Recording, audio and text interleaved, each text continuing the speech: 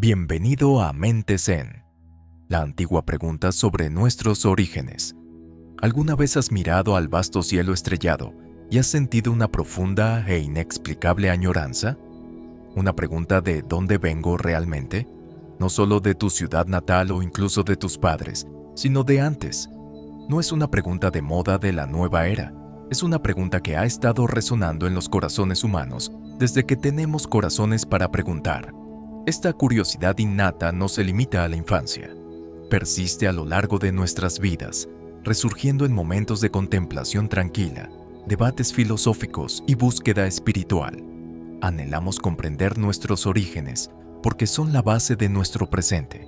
Nos dan un sentido a nuestras vidas y tal vez nos permiten vislumbrar nuestro destino. Esta misma búsqueda fue también fundamental en el propio viaje de Buda. Después de su iluminación, dijo, a través de innumerables nacimientos, deambulé buscando, pero sin encontrar, al constructor de esta casa. No se refería a una casa literal, sino a la casa de nuestra existencia individual, este ciclo de nacimiento y muerte. Y ese constructor que buscaba no es un Dios ni un creador único. En la comprensión budista, el constructor representa nuestras propias ansias e ignorancia, los apegos y malentendidos que nos mantienen atrapados en este ciclo. Esta comprensión le llevó a explorar la naturaleza de la existencia de un modo profundamente distinto. Las distintas culturas, por supuesto, han abordado esta cuestión fundamental desde distintos puntos de vista. Algunas postulan un Dios creador, por ejemplo. En el cristianismo, a menudo se cree que Dios crea el alma en el momento de la concepción. Otros adoptan una visión cíclica del universo. El hinduismo y el budismo, por ejemplo, enseñan la reencarnación, donde una corriente continua de conciencia fluye a través de diferentes vidas. Las culturas indígenas suelen tener creencias únicas profundamente ligadas a la tierra. Algunas tribus indígenas de Australia creen que, antes de nacer, las personas existen como espíritus ancestrales en lugares sagrados. Como puedes ver, la humanidad se ha enfrentado a esta cuestión de innumerables maneras, cada una de las cuales refleja una comprensión única del universo y de nuestro lugar en él. Sin embargo, Buda trazó un camino distinto, ni apuntó a un creador único y todopoderoso, ni sugirió que surgiéramos al azar de la nada. Encontró un camino intermedio, evitando los extremos de un alma eterna e inmutable, por un lado, y la completa aleatoriedad, por otro. Buda era famoso por su noble silencio, cuando se le preguntaba directamente por el principio último de la existencia. Este silencio no se debía a una falta de conocimiento, sino más bien a que la pregunta en sí es inherentemente limitada. Es como preguntar qué hay al norte del Polo Norte. La pregunta opera dentro de un marco que simplemente no se aplica. En cambio, Buda se centró en lo que podía conocerse y experimentarse directamente, la realidad del sufrimiento, su causa y el camino hacia la liberación. En lugar de dedicarse a especulaciones metafísicas que no pueden responderse de forma definitiva, este énfasis en la experiencia directa es clave para comprender sus enseñanzas. Una de las ideas centrales del budismo es que la comprensión se desarrolla gradualmente. Buda utilizaba a menudo la analogía de que, como el océano que se inclina gradualmente, esta enseñanza se profundiza paso a paso. Esto significa que algunas verdades son tan profundas que no pueden comprenderse de una vez. Nos acercamos a ellas progresivamente, a través de la práctica dedicada y la experiencia vivida, no solo a través de la contemplación intelectual. Buda presentó una visión de un ciclo de existencia sin principio, un flujo continuo sin un punto de partida discernible. Pero si no hay principio, ¿cómo funciona este intrincado sistema? ¿Cómo pasa la conciencia de una vida a otra? Comenzaremos a explorar estas intrincadas cuestiones en la siguiente parte. Pruebas de vidas pasadas. ¿Y si recordar vidas pasadas no fuera solo una fantasía o una creencia religiosa, sino algo real, algo con pruebas? Eso es en lo que nos vamos a sumergir ahora, y empezaremos con el ejemplo más extraordinario, el del propio Buda. La noche de su iluminación, sentado bajo el árbol Bodhi, la mente de Buda se volvió increíblemente clara y concentrada. Con esta claridad, describió el recuerdo de innumerables vidas anteriores. No eran impresiones vagas, sino recuerdos detallados. Recordaba los nombres, las familias y los clanes en los que había nacido, la comida que había ingerido y las experiencias que había vivido, tanto felices como dolorosas. Recordaba mis muchos nacimientos, un nacimiento, 2 nacimientos, 3 nacimientos, 4 nacimientos, muchos eones de evolución e involución cósmica. No se trataba de una sola vida pasada, era un vasto y amplio panorama de existencia que se extendía a través de un tiempo inimaginable. Esta profunda comprensión de sus propias vidas pasadas se convirtió en la piedra angular de sus enseñanzas. Comprendía tan profundamente el sufrimiento, porque lo había experimentado en innumerables formas a lo largo de incontables vidas. Pero podrías estar pensando, ese es el Buda. Era un ser único e iluminado. Y es verdad. Pero ¿qué hay de la gente corriente? ¿Qué hay de las pruebas con las que podemos relacionarnos hoy en día? Consideremos la investigación realizada en la División de Estudios Perceptivos de la Universidad de Virginia. Durante más de 50 años, han estado investigando casos de niños que afirman recordar vidas pasadas. El Dr. Ian Stevenson, psiquiatra e investigador pionero en el campo de la reencarnación, documentó meticulosamente estos casos. Él y su sucesor, el Dr. Jim Tucker, han reunido más de 2.500 casos de todo el mundo, estudiando a niños que, normalmente entre los 2 y los 6 años, empiezan a hablar espontáneamente de una vida anterior. Entrevistan a los niños y a sus familias e intentan verificar rigurosamente los detalles que los niños proporcionan, a menudo viajando a los lugares descritos y entrevistando a personas que conocieron a la persona fallecida que el niño dice haber sido. Es importante señalar que esta investigación, aunque exhaustiva, también se ha enfrentado a retos y críticas. Algunos escépticos sostienen que los recuerdos de los niños podrían estar influidos por sugestiones, fantasías o creencias culturales. Sin embargo, los investigadores de la UVA sostienen que se toman en serio estas críticas y se esfuerzan por abordarlas mediante una metodología rigurosa. Lo sorprendente es la coherencia de estos relatos en diferentes culturas. No se trata solo de niños que se inventan historias. Muchos de estos niños hablan de detalles increíblemente concretos, nombres de personas y lugares, detalles sobre una familia anterior, incluso cómo murieron. En algunos casos, los niños han sido capaces de guiar a los investigadores hasta los lugares que describían, aunque nunca hubieran estado allí en su vida actual. Algunos niños incluso hablan idiomas que nunca han aprendido o muestran habilidades que no se explican en absoluto por sus circunstancias actuales. Un caso bien documentado es el de Shanti Devi, una niña india de unos 4 años. Empezó a hablar de una vida anterior en una ciudad llamada Mathura, que nunca había visitado. Dio el nombre de su anterior marido, Kedarnath, describió su casa e incluso contó detalles de su muerte tras el parto. Cuando su familia se puso en contacto con Kedarnathan, este confirmó que las declaraciones de Shanti Devi eran extraordinariamente exactas. Incluso le reconoció a él y a otros miembros de su antigua familia cuando se encontraron. La exactitud de sus declaraciones, confirmada por múltiples fuentes, constituye un argumento convincente a favor de la posibilidad de recordar vidas pasadas.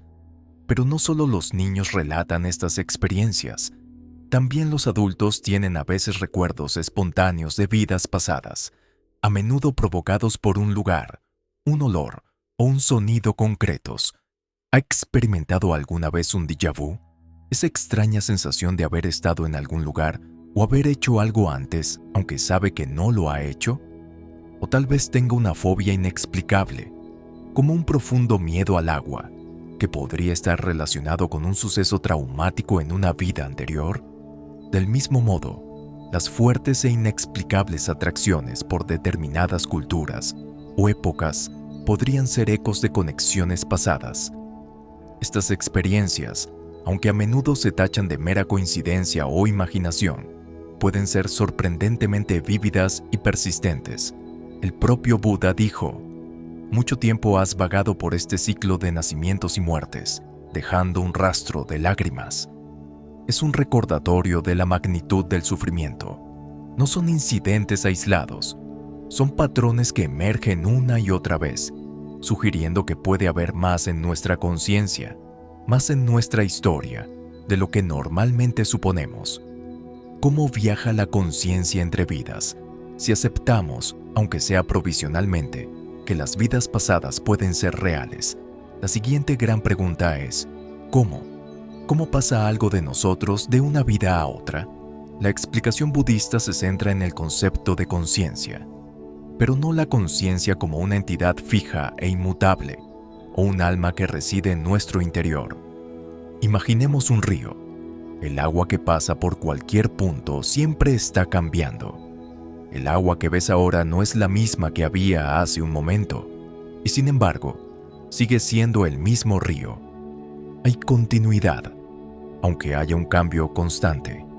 Al igual que el río mantiene su identidad como río, a pesar del agua siempre cambiante, la corriente mental mantiene una continuidad de conciencia, a pesar de los pensamientos, sentimientos y experiencias siempre cambiantes. Así es como el budismo ve la conciencia, un flujo, una corriente mental. Tu mente de hoy no es exactamente la misma que la de ayer. Has tenido nuevas experiencias, has aprendido cosas nuevas, tal vez incluso hayas cambiado tu perspectiva sobre algo, pero sigue habiendo una conexión, una continuidad entre tu mente de ayer y tu mente de hoy. Es la corriente mental. Esto presenta una aparente paradoja. El budismo enseña que no hay un yo o alma permanente e inmutable, pero que algo continúa. La clave es comprender que no es una cosa lo que continúa, sino un proceso. Buda utilizó la analogía del fuego. Un fuego recibe el nombre de su combustible. Un fuego de leña, de aceite o de gas. El fuego en sí no es una entidad separada e independiente. El fuego solo existe en dependencia del combustible, igual que la conciencia existe en dependencia del cuerpo y la mente. Cambia el combustible y cambiarás el fuego. Del mismo modo que se puede encender un fuego nuevo a partir de una llama existente, sin que la propia llama se transfiera, la conciencia continúa en una nueva vida, moldeada por las condiciones de la anterior, sin que se transmita a un yo permanente. ¿Qué ocurre cuando morimos? Según el budismo, el cuerpo físico se descompone y los distintos elementos que lo componen, tierra, agua, fuego, aire, se disuelven. Pero la corriente mental, el flujo de conciencia, no se detiene. El último momento de pensamiento antes de la muerte se considera extremadamente importante. Es como la última corriente fuerte de un río antes de desembocar en una masa de agua mayor. La calidad de ese último pensamiento, ya esté lleno de paz, miedo, apego o aversión, influye significativamente en la siguiente etapa. El budismo tibetano, en particular, tiene enseñanzas muy detalladas sobre este proceso. Describe cómo la conciencia se separa gradualmente del cuerpo. Como un jinete que desmonta de un caballo agotado, los diferentes elementos de nuestro ser se disuelven por etapas. El elemento tierra se disuelve, lo que provoca una sensación de pesadez y de hundimiento. A continuación se disuelve el elemento agua, seguido del fuego y el aire, cada uno con sus correspondientes sensaciones y experiencias, como la sequedad, la pérdida de calor y el cese de la respiración. Estas etapas culminan en una disolución final de los niveles más burdos de conciencia. Comprender estas etapas se considera crucial para prepararse para la muerte y navegar por la experiencia del bardo con mayor conciencia y ecuanimidad. Tras la muerte, la conciencia entra en un estado intermedio, conocido en tibetano como bardo. Se trata de un periodo de transición, parecido a un sueño. en el que la conciencia ya no está conectada a un cuerpo físico, pero aún no ha entrado en uno nuevo. Se dice que la duración de la estancia en el bardo varía en función de la fuerza de las huellas kármicas, el nivel de desarrollo espiritual y la claridad de la conciencia en el momento de la muerte. Aunque las experiencias del bardo están determinadas por el karma pasado, no están predeterminadas. El individuo aún tiene cierto grado de agencia y puede influir en su trayectoria futura a través de sus pensamientos e intenciones. Durante este estado de transición, el libro tibetano de los muertos, un texto clásico, describe las experiencias del bardo con gran detalle. El libro tibetano de los muertos sirve de guía para navegar por el bardo, ofreciendo instrucciones y prácticas para ayudar al difunto a alcanzar la liberación o un renacimiento favorable. Dice que en el bardo, la mente tiene 7 veces más claridad que en vida, pero también es mucho más fácil que se vea influida por las huellas kármicas. Esta mayor conciencia puede ser abrumadora y provocar confusión y desorientación si el individuo no está preparado para las experiencias del bardo. Es un estado de conciencia elevada, pero también de confusión potencial. Las experiencias en el bardo están moldeadas por los pensamientos, acciones y hábitos acumulados durante nuestra vida. Este estado es como un puente entre la muerte y el renacimiento. ¿Cómo el karma determina tu renacimiento? Hemos hablado del flujo de conciencia entre vidas, pero ¿qué dirige ese flujo? ¿Qué determina dónde y cómo renacemos? En el budismo la respuesta es el karma, pero a menudo se malinterpreta. No es el destino, no es un sistema cósmico de recompensa y castigo. Es un concepto más matizado y lógico de lo que a menudo se representa. Karma, en esencia, significa acción, concretamente, acción intencionada. Cada acción que realizamos, impulsada por la intención, crea una huella, una semilla en nuestra corriente mental. Piensa en ello como si lanzaras una piedra a un estanque. La piedra crea ondas que se extienden hacia afuera. Estas ondas representan las huellas kármicas que dan forma a la trayectoria futura de nuestra conciencia. Según Buda, soy el dueño de mis actos, heredero de mis actos, nacido de mis actos. No es una afirmación mística, es una declaración de causa y efecto.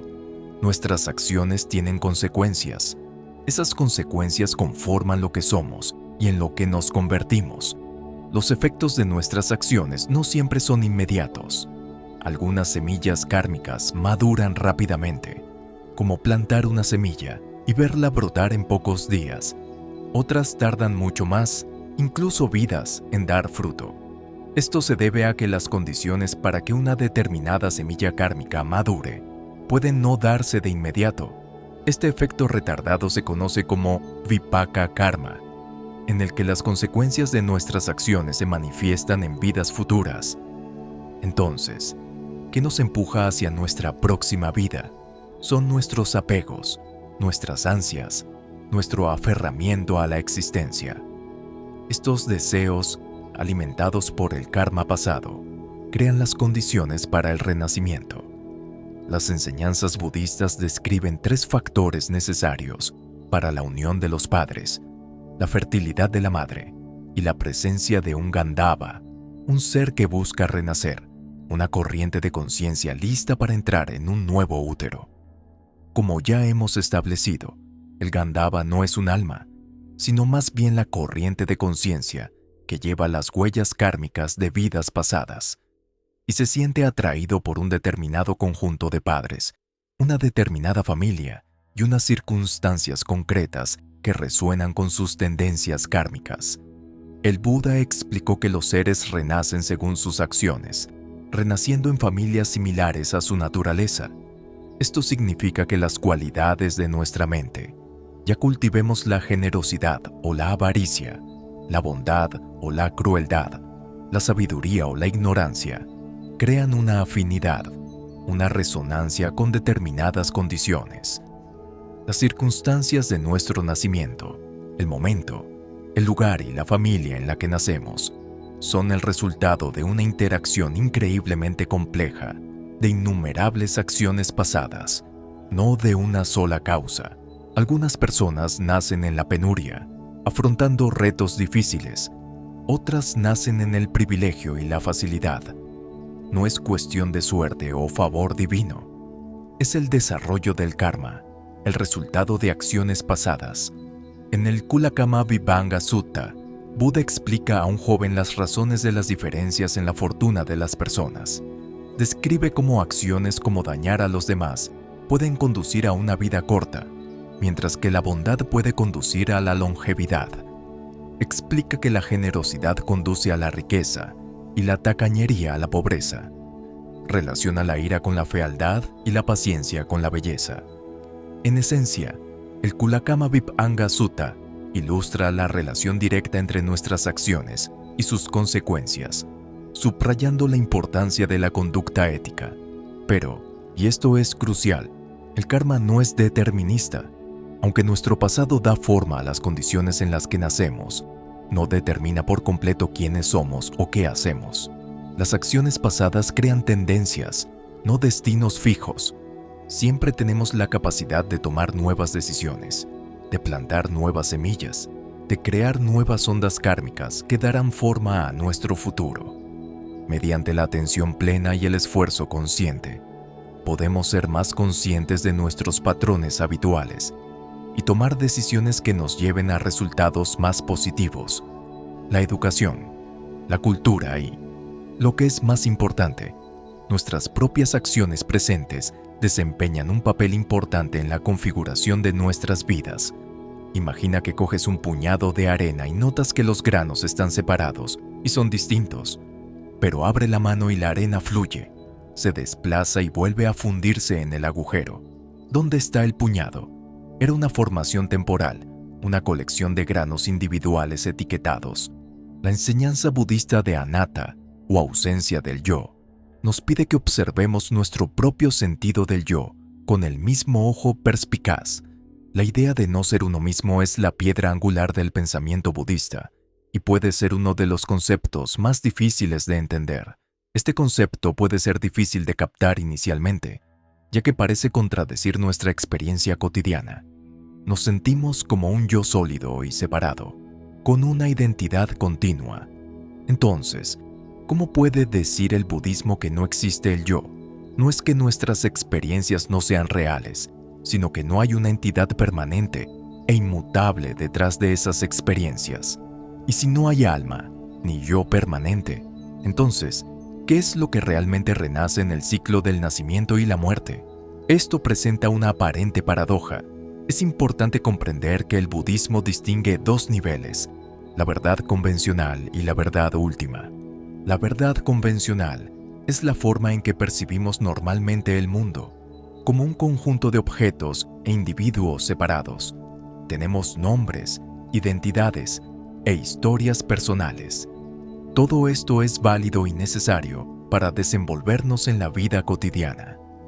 Pero la verdad última, desde una perspectiva budista, es más profunda. Revela que estas entidades aparentemente sólidas y separadas son en realidad procesos impermanentes e interconectados. No hay un núcleo fijo e inmutable que podamos señalar y decir, ese soy yo. Buda utilizó la analogía de un carro. Un carro se compone de varias partes, ruedas, eje, armazón, yugo. Si desmontas la carroza pieza por pieza, ¿dónde está la carrocidad? No hay una sola pieza que sea el carro. El carro solo existe como una entidad designada convencionalmente, una colección de partes. Del mismo modo, lo que llamamos yo o mí es una colección de procesos físicos y mentales en constante cambio, conocidos en el budismo como los 5 agregados o panchaskandas que forman nuestro cuerpo físico, los sentimientos, las sensaciones, las percepciones tanto agradables como desagradables, cómo interpretamos la información sensorial, las formaciones mentales, nuestros pensamientos, intenciones y hábitos, y la conciencia, el darse cuenta en sí. No hay un yo permanente e inmutable dentro de estos procesos.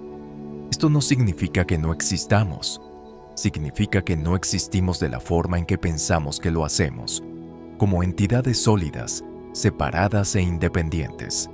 Existimos como procesos, como flujos, como acontecimientos interconectados.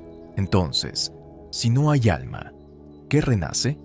No es una cosa lo que renace, sino un patrón, una continuidad de causa y efecto. Piensa en la llama de una vela. Puedes usar una vela para encender otra. La llama de la segunda vela no es la misma que la de la primera, pero tampoco es completamente distinta. Hay una conexión causal. La primera llama crea las condiciones para la segunda. Del mismo modo, la corriente mental de una vida crea las condiciones para la corriente mental de la siguiente. No es un alma que transmigra, sino un patrón de energía formado por el karma, que continúa desarrollándose. Piensa en esto.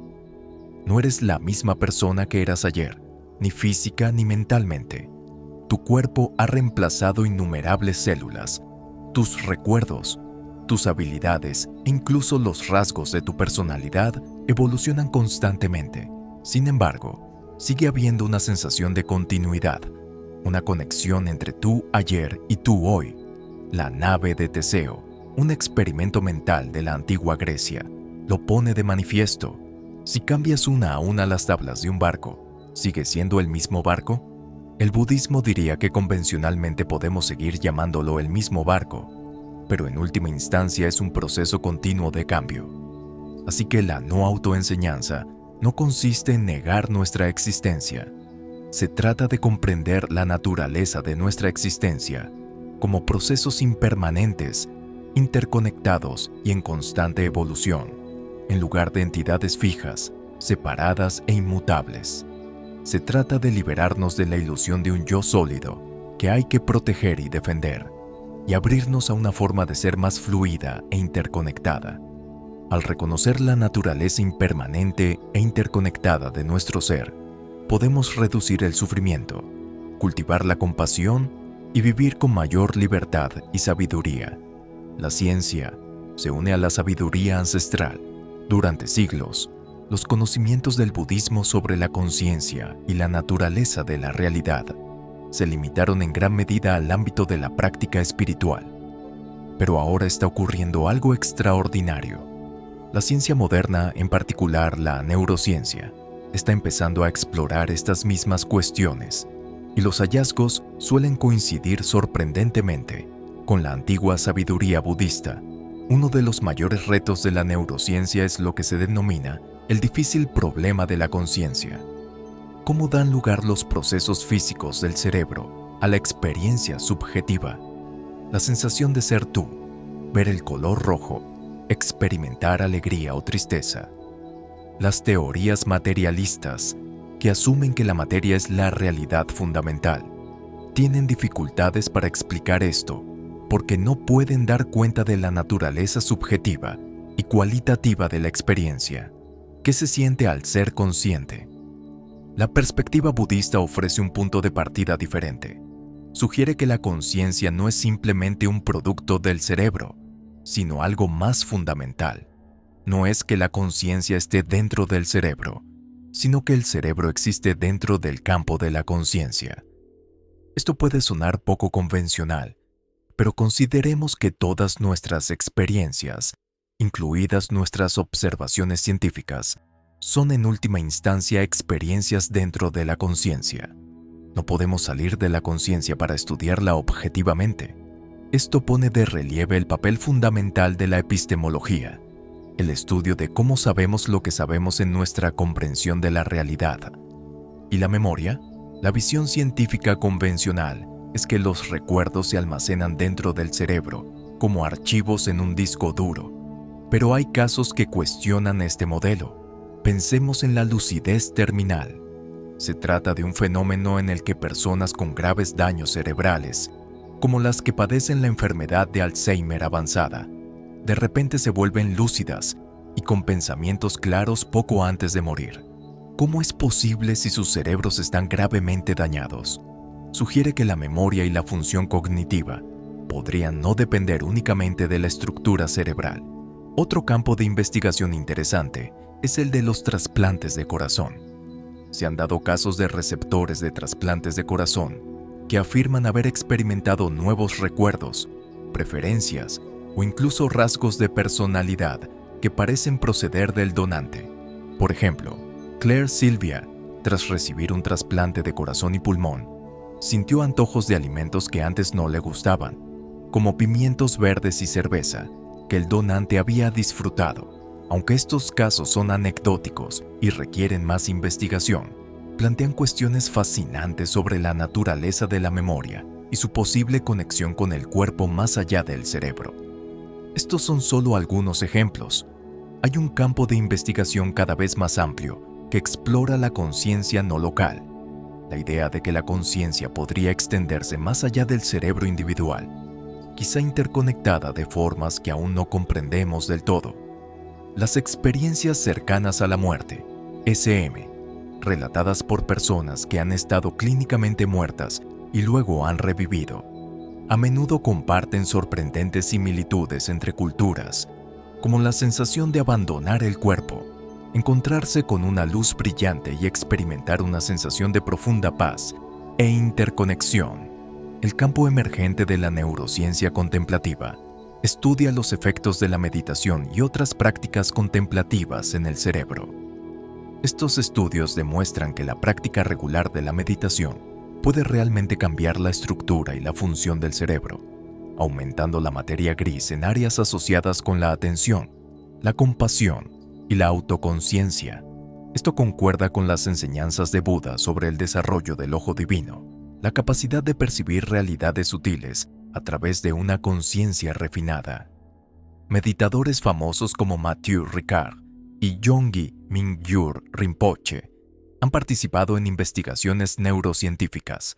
Esto no debe tomarse literalmente como un poder sobrenatural, sino como una descripción de la percepción elevada que se desarrolla con la práctica. Esta percepción surge del cultivo de la concentración profunda, la atención plena y la sabiduría, que permiten percibir el funcionamiento sutil del karma y la interconexión de todas las cosas. Lo emocionante es que el antiguo conocimiento budista, adquirido a lo largo de siglos de introspección y práctica contemplativa, encuentra ahora eco en la investigación científica de vanguardia. No se trata de dar la razón al budismo con la ciencia, se trata de una convergencia de entendimiento, un encuentro de dos poderosas formas de explorar la naturaleza de la realidad. Capítulo 7. Vivir con el conocimiento de las vidas pasadas. ¿Qué pasaría si supieras, no solo creyeras, sino realmente supieras, que esta vida es solo un capítulo de una historia mucho más larga? ¿Cómo cambiaría eso tu forma de vivir? ¿La forma en que afrontas los retos? ¿La forma en que tratas a los demás? Comprender el renacimiento, aunque sea tímidamente, puede aportar una profunda sensación de libertad.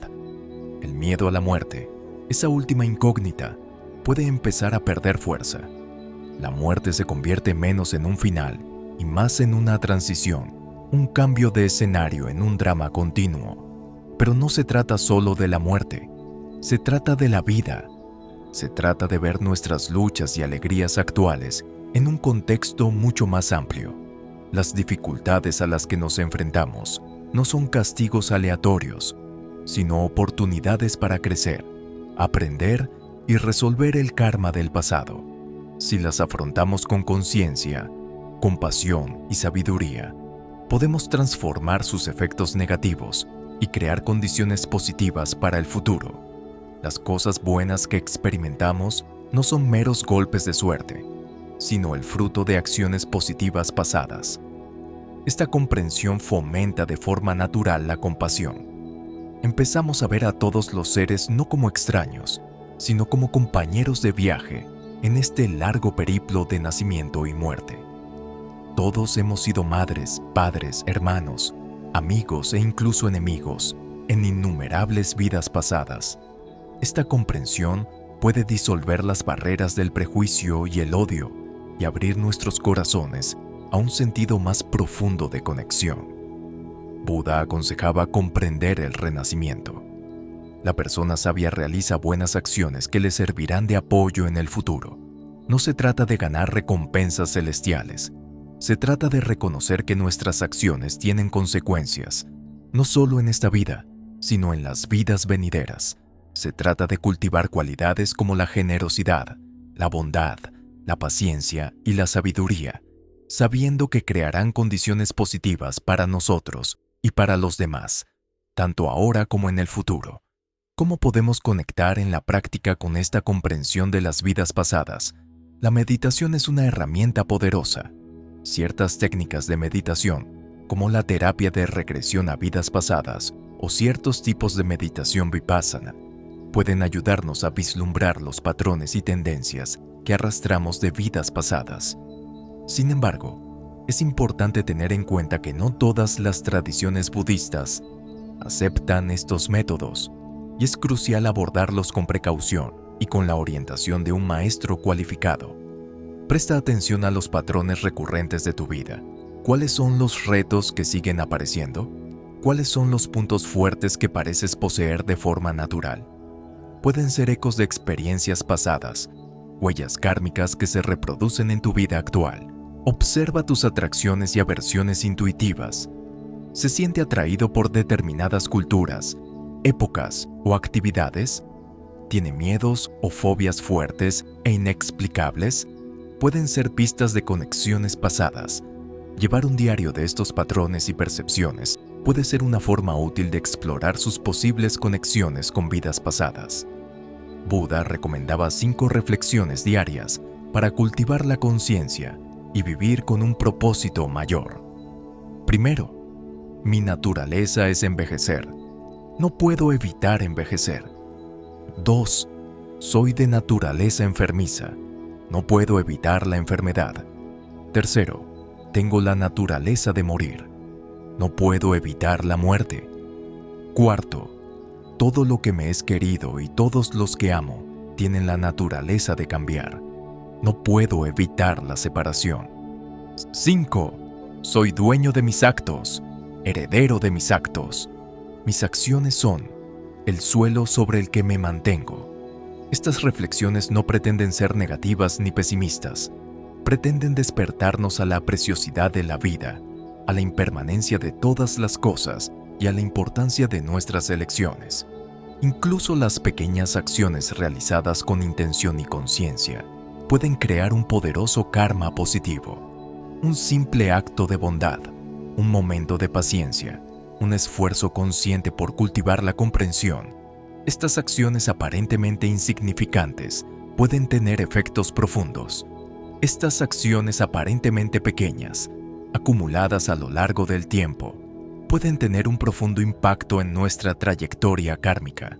Gracias por acompañarnos en este viaje hacia la sabiduría.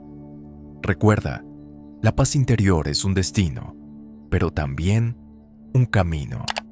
Suscríbete a nuestro canal para recibir más contenido inspirador y comparte este video con alguien que lo necesite.